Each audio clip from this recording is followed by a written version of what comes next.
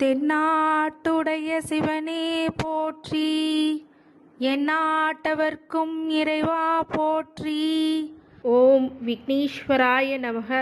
குலதெய்வமான ஸ்ரீ பொன்னம்பல சுவாமி, ஸ்ரீ பொன்முத்து கருப்பண்ணசாமி, அங்காள பரமேஸ்வரி, பாப்பாத்தி அம்மன் துணையுடன் இந்த நாள் இனிய நாளாக அமைய அனைவரின் அவரவர் குலதெய்வம் காத்து அருள் பாலித்து பிரம்மாண்ட வெற்றியை கொடுக்க வணங்குகின்றேன். இன்று பிறந்த நாள் மற்றும் திருமண நாள் காணும் அனைத்து சொந்தங்களுக்கும் என்னுடைய நல்வாழ்த்துக்கள். அனைவருக்கும் என் இனிய ஆங்கில புத்தாண்டு நல்வாழ்த்துக்கள். இந்த சிம்ம ராசிக்காரங்க உங்களுடைய நாள் இந்த ராசியில் தான் ஆரம்பிக்குது இந்த வருடமே அப்படின்னு சொல்லலாம். அதனால் இந்த வருடமானது உங்களுக்கானது. இருந்தாலும் சிறு சிறு விஷயங்கள் எப்படி பற்றி கோச்சார பலன்களும் தசாபுத்தி நட்சத்திர வாரியாக தசாபுத்தி பலன்களுடன் இணைத்து சொல்லும்போது அது 100லேருந்து 200% உங்கள் வாழ்க்கையில் நடக்கும் அப்படிங்கிறது திண்ணமான உண்மை. இந்த சிம்ம ராசிக்காரங்க பொதுவாகவே பார்த்திங்கன்னா மிகவும் இரக்க குணமுடையவர்கள். மற்றவர்களுக்கு அதிகம் செய்யக்கூடிய கோபம் இருக்கிற இடத்துல தான் குணம் இருக்குங்கிற மாதிரி கர்ஜிக்கிறக்கூடிய சிங்கம் தான் மற்றவங்கள வாழையும் வைக்கும். அது மாதிரி இந்த கர்ஜித்த சிங்கம் ஒரு மிகப்பெரிய ஒரு காட்டுக்கு ராஜாங்கிற மாதிரி சிங்கம். இது மாதிரி ராஜா போல் பார்க்க கம்பீரமாகவோ இல்லை நிறைய விஷயங்கள் கம்பீரமாக செயல்படுறத பார்த்து இவங்களை பார்த்து பயப்படணும்னு அவசியம் இல்லை. குணத்தில் தங்கமாக இருப்பாங்க. மற்றவங்களுக்கு கொடுக்குறதுல பாரி வள்ளலாக இருப்பாங்க. ஆனால் கோவம் இருக்கும் போது தான் பக்கத்தில் இருக்க முடியாது. அந்த ஒரு விஷயம் மட்டும்தான். ஏன்னா அது நியாயமான கோபமாக அது இருக்கும். அதை எதிர்த்து கேட்கின்ற அளவுக்கு யாருக்கும் தெம்பு இருக்காது, திறமை இருக்காது. அந்த மாதிரி விஷயங்கள் எல்லாம் சிம்மராசிக்காரங்களை எதிர்க்கிறவங்க அப்படிங்கிறத கொஞ்சம் பார்த்து தான் எதிர்க்கணும்.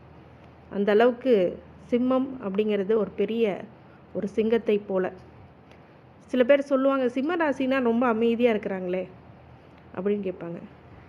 புலி பதுங்குனா என்ன ஆகும்? பாயறதுக்கு தான்.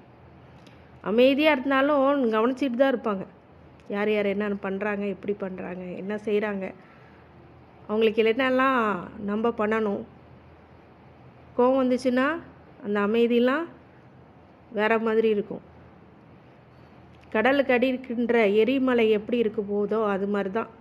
அது பர்ஸ்ட் ஆச்சுன்னா கடலே பொங்கிடும். அந்த மாதிரி தான் சிம்மராசிக்காரங்க. அதனால் சிம்மராசிக்காரங்க பொதுவாகவே ஏதாவது கண்ட்ரோல் பண்ணுவாங்க. அது அன்பாலேயோ அதிகாரத்தாலேயோ எதாலேயோ கண்டிப்பாக கண்ட்ரோல் பண்ணுவாங்க. இந்த சிம்மராசிக்காரங்களுக்கு ஆரம்பமே ஒரு நல்ல ஆண்டாக இருக்குமா அப்படின்னு கேட்டிங்கன்னா, இந்த வருடம் முழுவதுமாக எப்படிப்பட்ட விஷயங்கள் நடக்கும், மகத்தான வெற்றியில் மகுடம் சூடப் போகிறீர்கள் அப்படின்றதுக்கு மிகையாகாது. வெற்றிக்கனியை பறிக்க போகிறீங்க அப்படின்றதும் உண்மை. உங்கள் சொந்தக்காரங்க கிட்ட மட்டும் கொஞ்சம் உஷாராக இருங்க. அது மட்டும்தான் சிம்மராசிக்காரங்களுக்கு இப்போ அறிவுறுத்துறது. அது மட்டும் கொஞ்சம் பார்த்துக்குங்க. சிம்மராசி உத்திர நட்சத்திரத்துக்காரங்க. இந்த முதல் நட்சத்திரம் அப்படின்னு சொல்லும்போது சூரிய நட்சத்திரம். இந்த சூரிய நட்சத்திரத்துக்கு தசாபுத்தி காலங்கள் 6 வருடங்கள். என்னுடைய கால்குலேஷனுக்கு ஒரு 5 வருஷத்தை எடுத்துக்கிறேன். சந்திர திசைக்கு ஒரு 10 வருஷம் எடுத்துக்கிறேன். மொத்தம் 15 வருடங்கள்.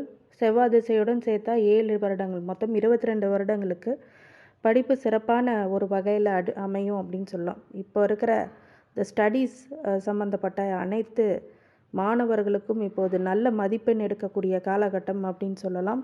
இருக்கிற மந்தத்தன்மையை விலகி மிகப்பெரிய ஒரு உச்சத்தை அடையக்கூடிய ஒரு காலகட்டம் அப்படின்னு சொல்லலாம். படிக்கின்ற மாணவர்கள் தன்னுடைய விருப்பமான பாடங்களை தேர்ந்தெடுத்து படிக்கக்கூடிய யோக நிலைகள் இப்போது வந்து கொண்டிருக்கிறது. அப்பொழுது உங்களுடைய விஷயங்களை எல்லாம் 200% பயன்படுத்தி உங்களுடைய வெற்றி வாழ்க்கையானது வழிவகுக்கக்கூடிய காலகட்டம் அப்படின்னு சொல்லலாம். உத்தியோகத்துக்கு செல்லக்கூடிய விஷயங்கள் எல்லாமே இப்போது மிக நல்ல ஒரு உத்தியோகம் கிடைக்கக்கூடிய வாய்ப்பு அப்படின்றது ரொம்ப நல்லா இருக்குது. முடிஞ்ச அளவுக்கு மிகப்பெரிய ஒரு டர்னிங் பாயிண்ட் அப்படின்னு சொல்லலாம். 10 மே மாதத்துக்கு பிறகு 10ஆம் இடத்துக்கு வருகின்ற குருவினால் ஒரு சில கவனங்களும் எச்சரிக்கையும் தரக்கூடிய விஷயங்களாக இது அமைய வேண்டும். இந்த நேரத்தில் உத்தியோகத்தில் மிகப்பெரிய ஒரு டிஸ்ட்ரெஸ் அப்படிங்கிறதெல்லாம் கண்டிப்பாக வந்துடும். இந்த ஸ்ட்ரெஸ் வர்றதுக்கு காரணம் நிறைய பொறுப்புகளை உங்களுக்கு கொடுப்பாங்க. அந்த பொறுப்புகளினால் ஒரு சில மன உளைச்சல்கள் ஏற்படலாம். சில அவமானங்கள், தேவையில்லாத பிரச்சனைகள் அப்படிங்கிறதெல்லாம் வரக்கூடும். அப்படிங்கிறதுனால சமாளித்து வெளில வரணும். வியாபாரம் பண்ணுறவங்க பிஸ்னஸ் அப்படி டெவலப்மெண்ட் பண்ணணும் அப்படின்னா ஸ்டார்ட் அப் நல்லாயிருக்கும். மிகப்பெரிய ஒரு கடுமையான சூழ்நிலையில் ஒரு சில சேலஞ்சஸ், சவால்களுக்கு நடுவில் வெற்றி பெறக்கூடிய சூழ்நிலை அப்படிங்கிறது அமையும். இந்த காலகட்டத்தில் திருமணம் போன்ற சுபகாரியங்கள் நடக்கும். ஆனால் அனுசரித்து செல்லவும். தடை தாமதங்களுக்கு பிறகே நடக்கும். ஆனாலும் சுப நிகழ்ச்சிகள் நடந்தே ஆகும்.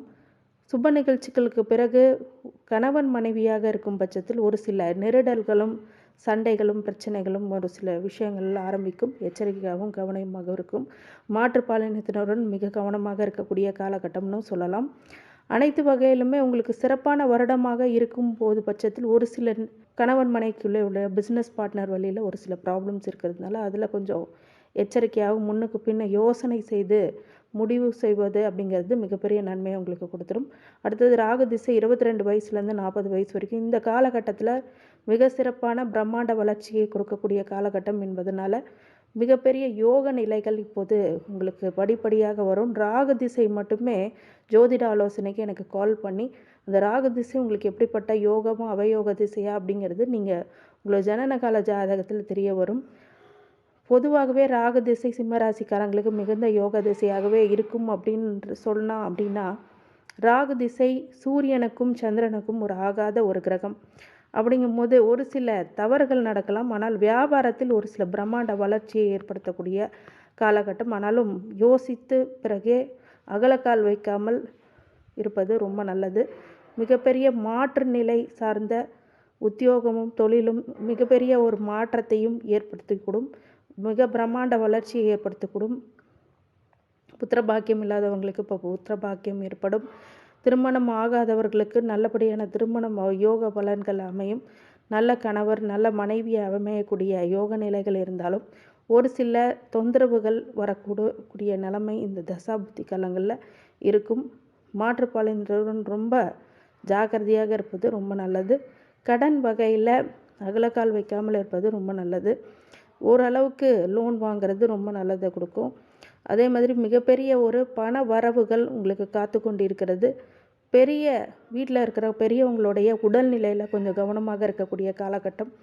அதன் பிறகு எந்த இடத்துல முடிவு செய்யக்கூடிய விஷயங்கள் எல்லாம் ரொம்ப ஜாக்கிரதையாக முடிவெடுக்க வேண்டும். ஒரு தடவைக்கு 100 தடவை யோசித்து முடிவெடுங்க.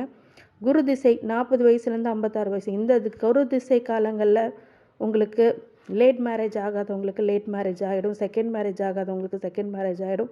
மிகப்பெரிய நல்ல பலன்கள் ஏற்படும். சுப காரியங்கள் வீட்டில் கண்டிப்பாக நடக்கும்.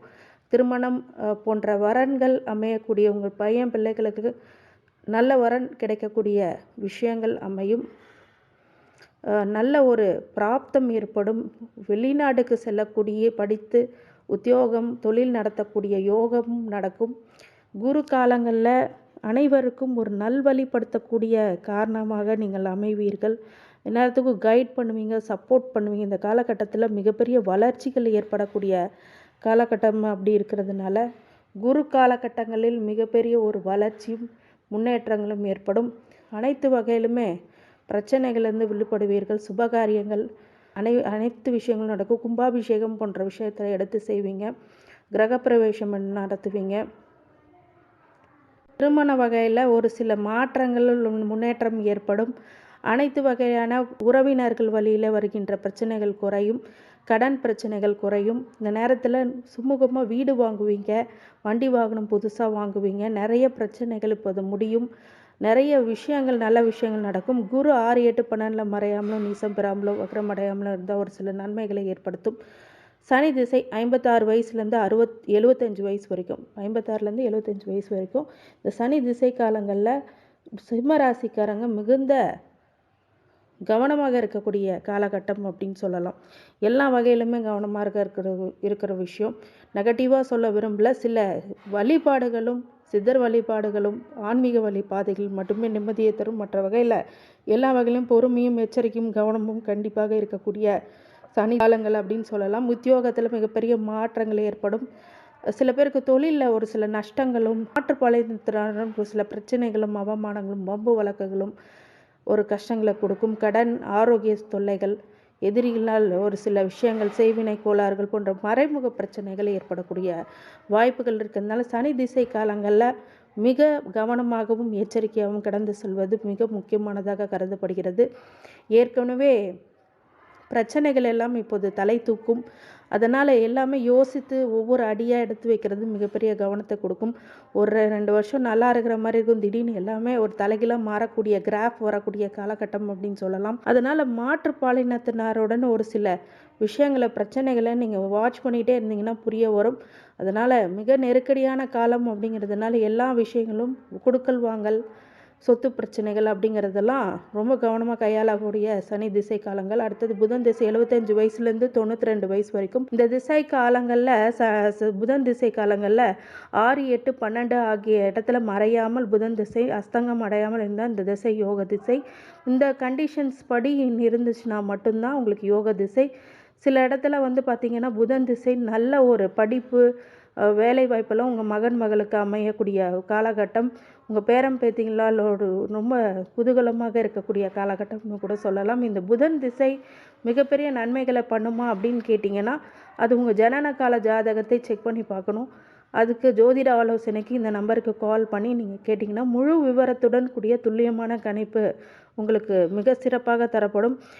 புதன் திசையில் நீங்கள் புதன் ஹோரையில் புதன்கிழமையில் பெருமாள் கோயிலுக்கு சென்று வருவது மிகப்பெரிய நல்ல பலன்களை உங்களுக்கு கண்டிப்பாக கொடுத்து வரும். புதன் திசையில் ஒரு சில பேருக்கு நல்ல ஒரு கம்யூனிகேஷன் துறையில் இசிஇ அந்த டிபார்ட்மெண்ட்டில் படிக்கிறவங்களுக்கு, உங்கள் மகன் மகளுக்கோ உங்களுக்கோ நல்ல ஒரு பலன்கள் உங்களுக்கு கிடைக்கும் அப்படிங்கிறதுல மாற்று கருத்து இல்லை. டெலிகம்யூனிகேஷன் துறையிலும் வர்த்தகம், வழி வர்த்தகம் சார்ந்த விஷயங்களில் நல்ல ஒரு மதிப்பு பெருகும், ஸ்டேட்டஸ் உயரும்.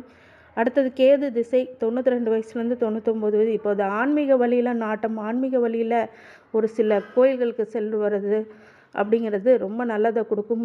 ஆரோக்கிய விஷயத்தில் மட்டும் கொஞ்சம் கவனமாக இருக்கக்கூடிய காலகட்டம் அப்படின்னு சொல்லலாம். இந்த காலகட்டங்களில் எதையும் காதில் போடாமல் உங்களுடைய எச்சரிக்கையும் கவனமாக இருக்கக்கூடிய காலகட்டம். இந்த காலகட்டத்தில் மிகப்பெரிய ஒரு உங்களுடைய சுற்றி இருக்கிறவங்களுடைய நன்மை தீமை எல்லாமே நீங்கள் புரிஞ்சுப்பீங்க.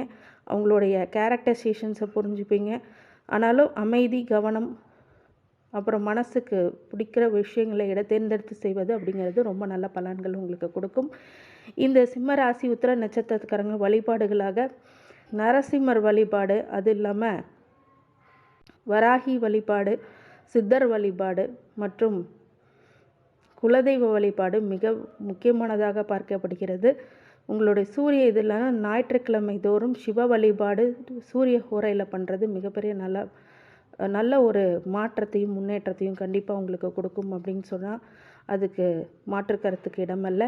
இந்த சிம்ம ராசி உத்திர நட்சத்திரத்துக்காரங்களுக்கு அனைத்து ஐஸ்வர்யங்களும், சகல சௌபாக்கியங்களும், மன நிம்மதியும், ஆரோக்கியத்தையும் கொடுக்க வேண்டும் என்று என் பெருமான் மகா ஈஸ்வரனை வேண்டி வணங்குகின்றேன். வாழ்க வளமுடன். திருச்சிற்றம்பலம்.